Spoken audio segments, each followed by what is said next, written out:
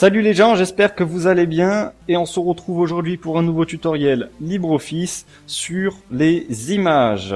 Donc on va aborder trois parties. La première va toucher à l'utilisation des formats images. Donc quels sont les formats supportés par LibreOffice.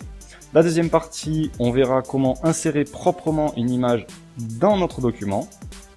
Et pour la troisième partie, qui sera la plus dense, on va voir comment modifier les options d'une image et comment également modifier certaines propriétés et qu'on pourra ensuite adapter sur les styles de cadre, mais plus sur la partie spécifique des images.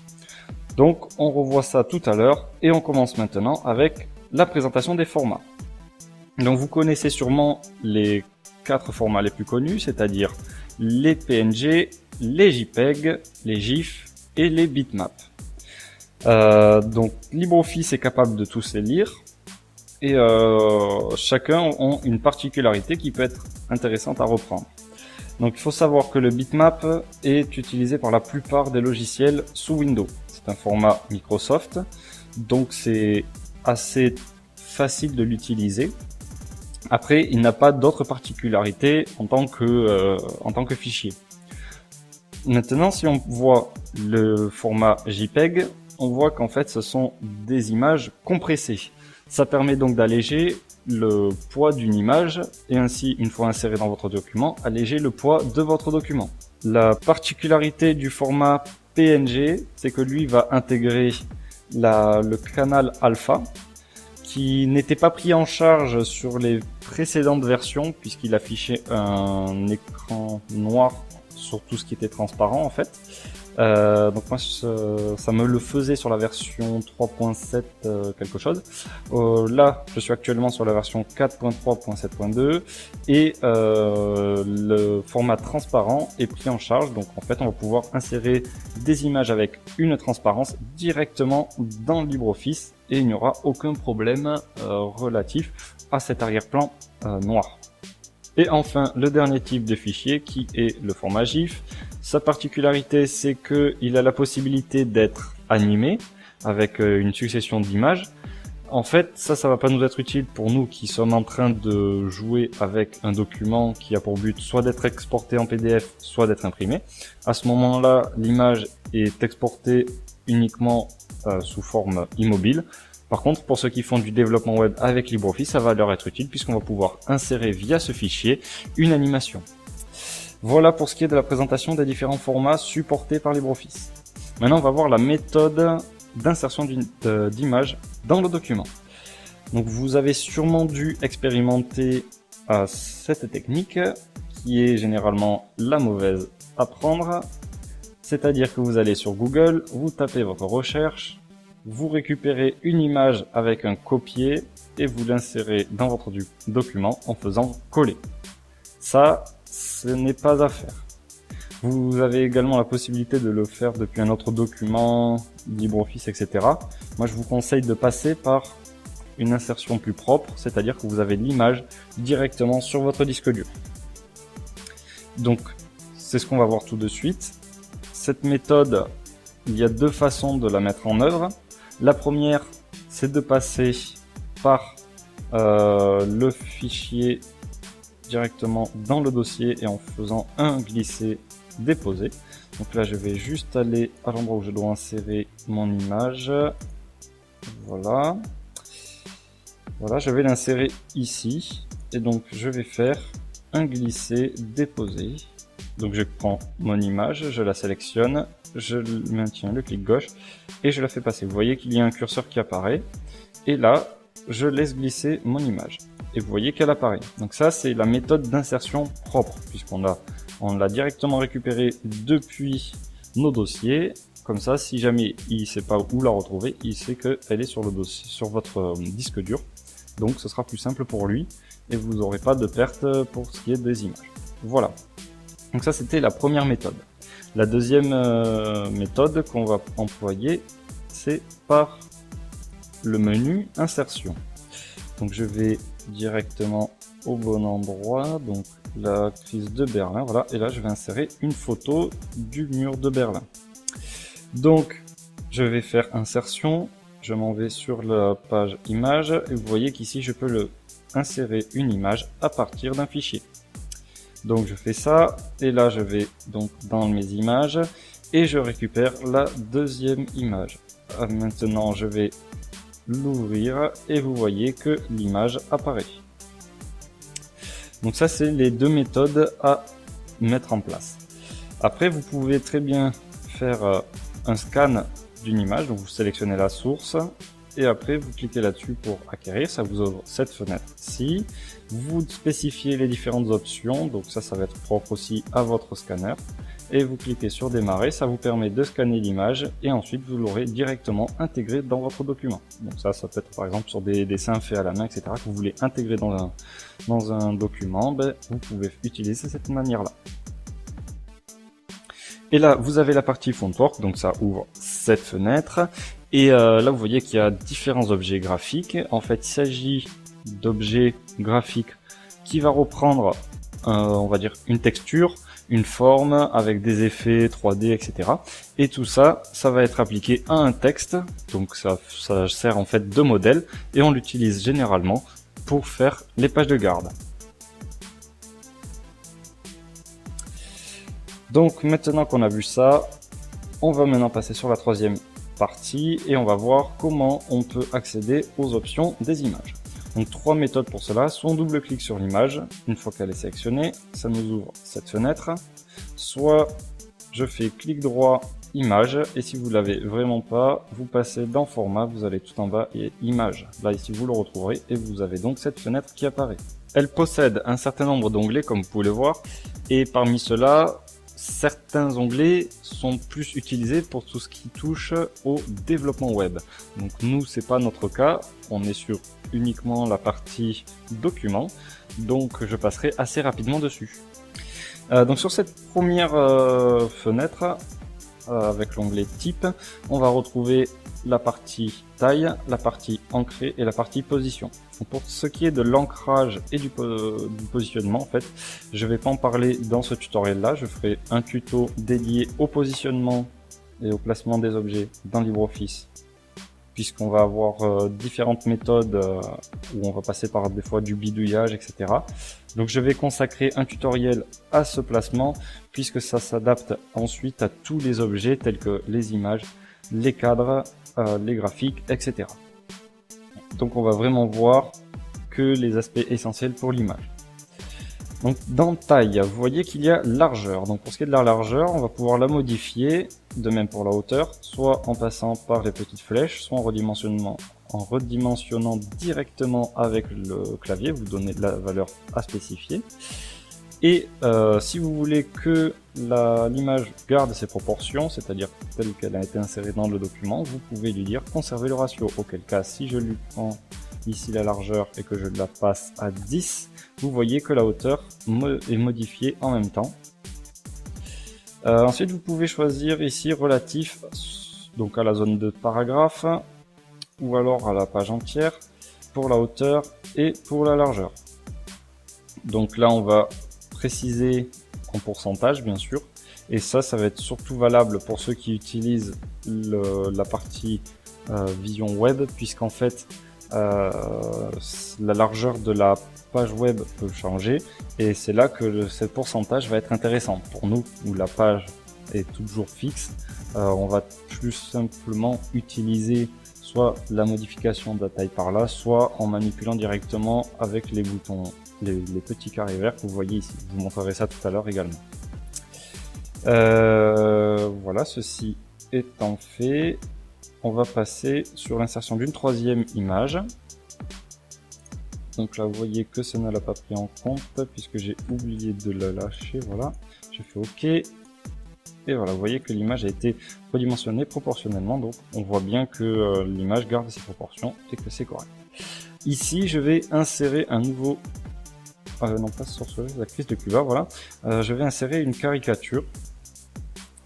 J'utilise celui-là uniquement parce que on va pouvoir appliquer le rognage. Vous voyez que on a des lignes en haut et en bas en fait avec une petite légende. Donc ça, j'ai pas envie de la faire apparaître comme ça, en fait, je vais plutôt utiliser l'insertion de légende qu'on verra dans un prochain tuto. C'est pour ça que je vais vous montrer ça maintenant sur celle-ci. Donc on repart dans les options d'image. Voilà. Et on passe maintenant sur les options. Donc là, c'est assez rapide. On a le nom. Donc vous voyez qu'il est écrit image 3. Pour les précédentes, c'était image 1 et 2.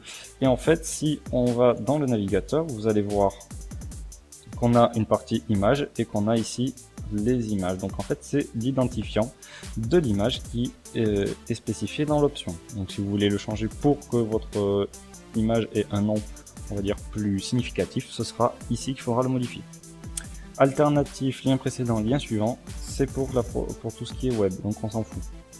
Pour la protection, le contenu pour une image, ça va être surtout valable pour LibreOffice Draw. Sur LibreOffice Writer, c'est pas très important.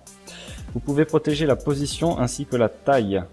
Ça, c'est justement intéressant à partir du moment où vous avez bien positionné un élément dans votre document et que vous voulez plus y toucher. À partir de là, vous pouvez le protéger. Et pour la propriété imprimée, on la laisse toujours active parce que si on la décoche, en fait, à l'impression, on ne le verra pas. Par contre, sur notre écran, on le verra. Ce qui est un peu dommage puisqu'on voudrait bien l'avoir aussi dans l'impression. Ça, c'est surtout utilisé pour tout ce qui est web development, puisqu'on va avoir des fois des personnes qui veulent imprimer une page web et à partir de là, si cette propriété imprimée est décochée, l'image n'apparaîtra pas lorsqu'on l'imprime. Donc voilà pourquoi il y a ici la propriété présente. Dans l'adaptation, donc ça c'est la partie la plus grosse que l'on va voir aujourd'hui, puisqu'en fait c'est comme ça qu'on va gérer notre image ainsi que le texte qui l'entoure. Comme vous l'avez vu tout à l'heure, pour la photo, je l'ai réduite et on a eu du texte qui est passé à côté de notre image. De base, on est sur optimal pour ce qui est du paramétrage. Donc il faut savoir que ces paramètres sont accessibles à partir du moment où on est ancré à la page, au paragraphe ou au caractère. Je retourne sur adapter, voilà. Et donc vous avez ces propriétés là. Lorsqu'il n'y a aucune, en fait, l'image apparaît à un endroit et elle coupe le paragraphe en deux. Donc vous avez la partie du début au-dessus et l'autre partie en dessous. Lorsque vous avez avant, ici, le texte va être au-dessus, va continuer sur la partie gauche et reprend en dessous en entier. Pour la partie après, inversement, et vous voyez que les dessins sont assez explicatifs, donc je vais pas tout vous expliquer, mais bon, parallèle s'encadre tout, l'objet se place. Pour le continu, ça va être utile pour tout ce qui est filigrane, puisqu'on va pouvoir lui dire, avec l'option arrière-plan, de faire passer le texte par-dessus l'image. Donc avec une transparence de l'image, ça va permettre du coup d'avoir un fond en filigrane justement avec le contenu en plus par-dessus. Voilà, juste ça à spécifier. Et pour ce qui est d'optimal, il gère le avant et le après en fonction de la taille et de la position de l'image. Voilà, pour ce qui est des contours, vous pouvez cliquer cette option. Donc ça c'est plutôt intéressant puisque vous allez voir pour ici là avant, on voit que en fait le texte épouse la forme de notre image. Donc il va falloir adapter, du moins éditer les contours de l'image pour adapter ceci. Je vais vous montrer ça. En fait, vous allez dans format, adaptation du texte, éditer le contour. À partir de là, vous avez la possibilité de les modifier comme vous voulez. Donc là, il a fait une modification, on va dire automatique. En fait, tout ce qui est blanc, vous voyez en fait là-dessus, il va pouvoir écrire. Donc ça, de base, il a un découpage comme ça lorsque le fond de l'image est le même que le fond de la page. Donc comme ça, en fait, le texte va vraiment être écrit tout autour de l'encadré bleu. Voilà. On revient là-dessus. Vous voyez qu'ici aussi, on a uniquement à l'extérieur, c'est-à-dire que si vous avez un découpage aussi à l'intérieur de votre image, vous pouvez lui dire de faire passer du texte à cet endroit-là ou non, en validant ou non cette option-ci. Et pour le premier paragraphe, il considère en fait que votre image est un paragraphe et lorsque vous appuyez sur Entrée, le paragraphe va être directement passé sous l'image. Voilà pour ce qui est de ces options-là. Et pour l'espacement, Vous voyez qu'ici on peut définir en fait une petite marge tout autour de notre image, donc soit à droite, à gauche, en haut, à bas. Et ça va permettre d'éviter que le texte écrit autour de l'image, lorsqu'on a par exemple utilisé avant et après, ça évitera que le texte soit collé à notre image.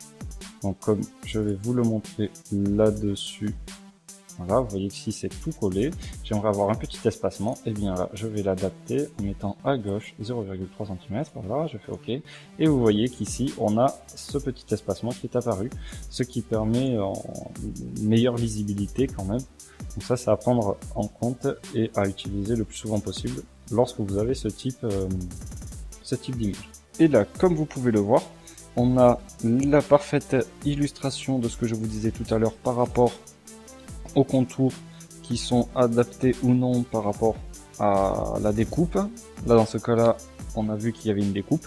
Et bien là, c'est le parfait exemple avec l'adaptation du texte tout autour de notre image. Voilà.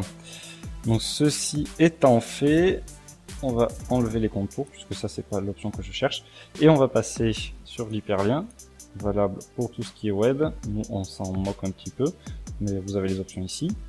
Pour ce qui est de image, on va pouvoir retourner verticalement ou horizontalement.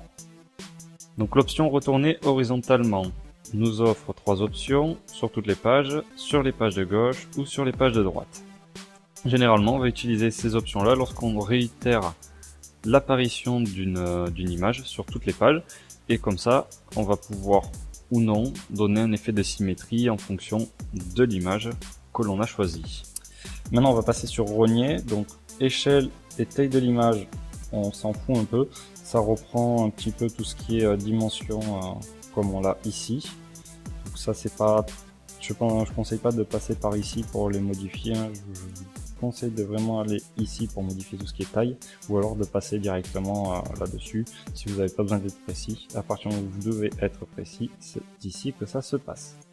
Maintenant, on va voir pour rogner. Je vais faire en application directement sur l'image. Donc là, vous avez l'aperçu. Et on a deux options. Soit on conserve l'échelle, soit on conserve la taille de l'image. Pour rogner, je conseille de conserver l'échelle. Ça permet d'éviter, une fois qu'on a validé, d'avoir l'image qui a été déformée par les changements de marge sur les côtés de l'image. Donc là, vous allez voir ce que je vais faire. Je vais le mettre à gauche. Je ne mets rien à droite non plus. En haut, vous voyez qu'il y a une petite barre ici. Je veux la faire disparaître. Donc je vais mettre 0,1 puisqu'elle est juste collée au bord de l'image. Et donc là, on voit rien du tout parce que c'est tout petit. Mais on va voir après le résultat. En bas, je vais mettre 3,2 cm. Et vous allez voir, là ici sur l'aperçu, que l'encadré ne prend pas en compte la légende ici définie. Donc on va voir aussi si ça c'est suffisant pour faire disparaître cette petite barre en bas. Et là je valide. Et vous voyez qu'en fait eh bien j'ai la ligne du haut et la ligne d'en bas ainsi que la légende qui a disparu. Donc, pour voir ça, on utilise l'aperçu. Vous voyez bien que on n'a plus les lignes. Donc je retourne là-dessus, je reviens dans l'image et j'annule le retourner horizontalement. Voilà. Donc voilà pour ce qui est de rogner l'image. Ça peut être intéressant à utiliser. Et comme ça, on évite aussi de passer par un éditeur d'image pour rogner notre image et enlever tout ce qui ne nous intéresse pas.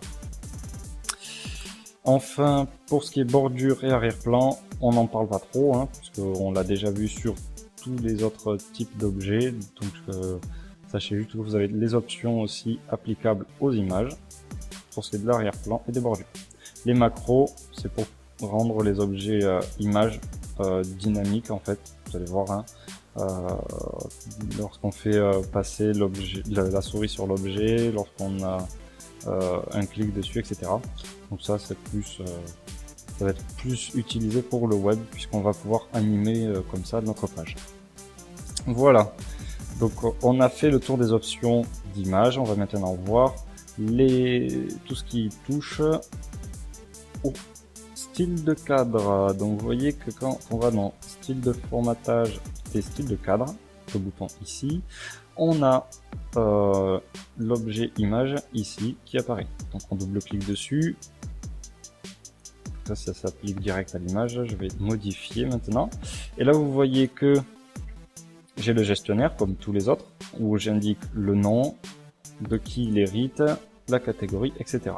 Donc il y a des options telles que les colonnes par exemple, ou certains éléments comme voilà, l'alignement du contenu, etc., qui ne va pas être valable pour les images, puisqu'en fait ce sont des styles de cadre.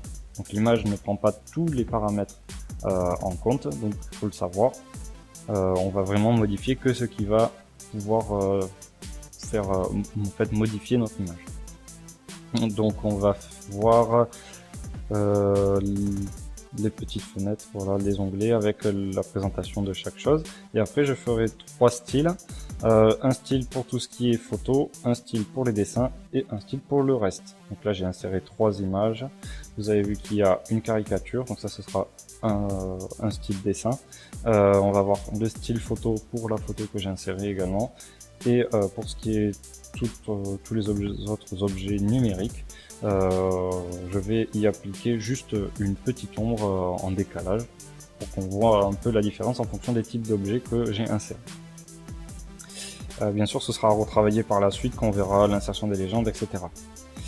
Donc dans le type, on reprend la taille avec ici, je laisse cocher généralement taille automatique. Ça permet du coup d'avoir notre image qui est adaptée par rapport à sa taille. Si vous voulez qu'il y ait par exemple une largeur identique pour toutes les images qui possèdent ce style-là, vous allez pouvoir passer par ici largeur, et ça pourra faciliter des fois le travail. Bien sûr, pensez des fois à conserver le ratio lorsque vous avez à modifier ces choses-là.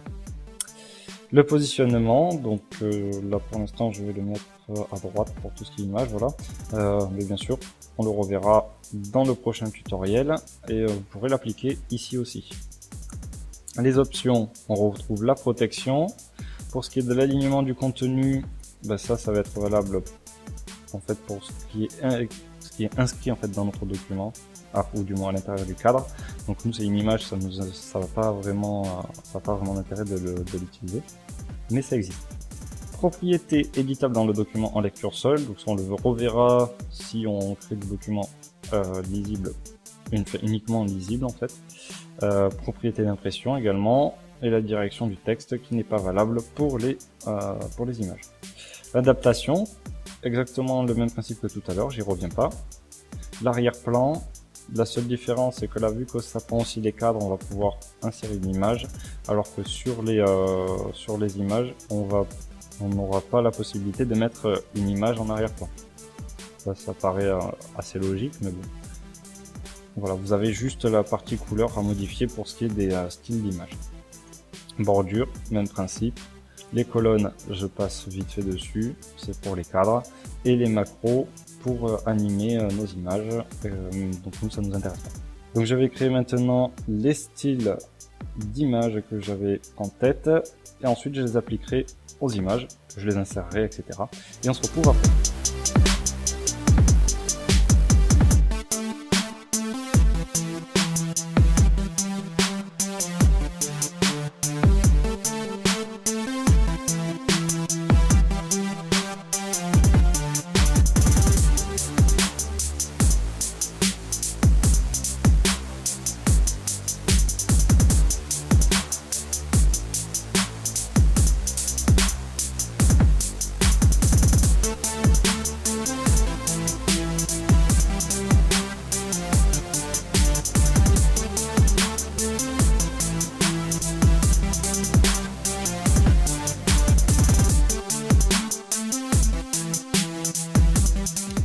Bien voilà, donc vous avez vu, j'ai créé mes styles et je les ai directement appliqués à mes documents.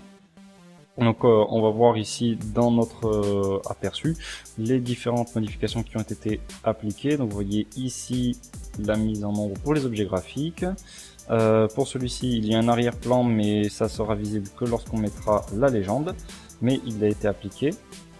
Et ici, on a les bordures pour ce qui est des dessins. On va avoir ensuite ici un autre dessin avec la bordure. Comme ça nous permet de gagner beaucoup de temps. Ici, c'est une photo. Ici, pareil, des bordures. Bon, c'est provisoire pour l'instant. Des bordures pour le dessin. Une image avec l'arrière-plan. Ici, l'objet graphique. Et on termine normalement avec ici un objet graphique où on a la mise en place de l'ombre. Voilà, on a fait à peu près le tour des modifications qui ont été faites. Je vais juste vous montrer pour cette photo de Gorbatchev. Voilà. Ici, comment on va pouvoir gérer tout ce qui est redimensionnement avec les petits points verts. Donc quand vous voulez aller vite, vous cliquez sur n'importe quel point. Donc là, moi je vais passer là-dessus. Et lorsqu'on clique normal, on va voir qu'ici, en fonction de là où est mon curseur, ça va permettre de redimensionner l'image. Et attention, c'est redimensionné de manière proportionnelle. Donc ça dépend aussi des versions.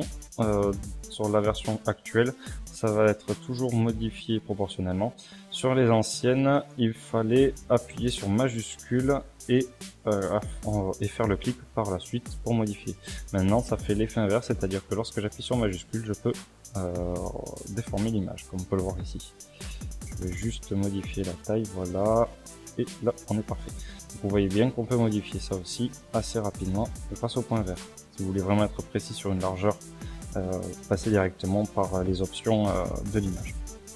Voilà, j'ai fait le tour de ce qu'il y avait à dire sur les images, à part bien sûr le placement, que nous verrons dans le prochain tutoriel. D'ici là, j'espère que la vidéo vous aura plu et qu'elle vous aura été utile. Si c'est le cas, n'hésitez pas à mettre un petit j'aime. Vous pouvez également partager la vidéo, la commenter. Et pour d'autres vidéos, abonnez-vous. Bye!